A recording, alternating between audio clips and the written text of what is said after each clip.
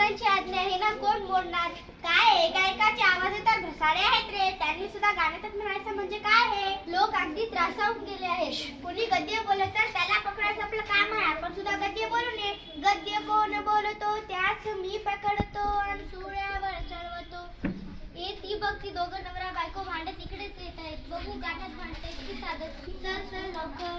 दोघे बाजूला काही काही येतो, मागून बायको येऊन त्याचा हात धरते. दोघेही गाण्यात बोलतात.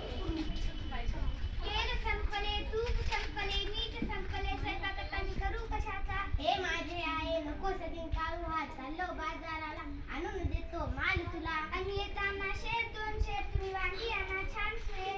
आणि तो मी तेल तूप मीठ वांगी आणि ती काय सांगी. आपण ताबत मावळत जातो. दोघेही पहारेकरी हसत हसत पुढे येतात.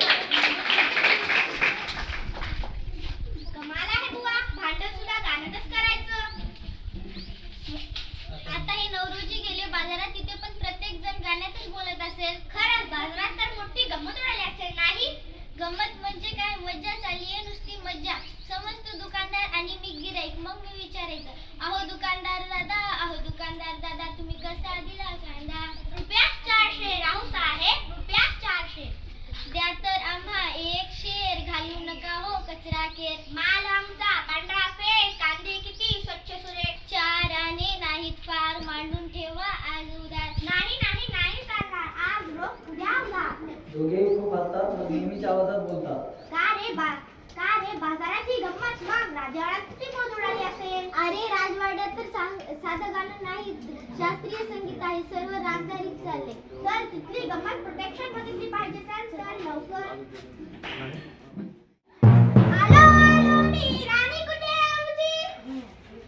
ही येते महाराज मी. आज तुझे तोंड सुकले कशाने? या पडशाने मद गांधी आले. आच्छी जा जणी घेऊन ये वैद्या. एक सेवक जातो. तेवढ्यात आत आरडाओरड महाराज अशी गाण्याची हाक ऐकू येते.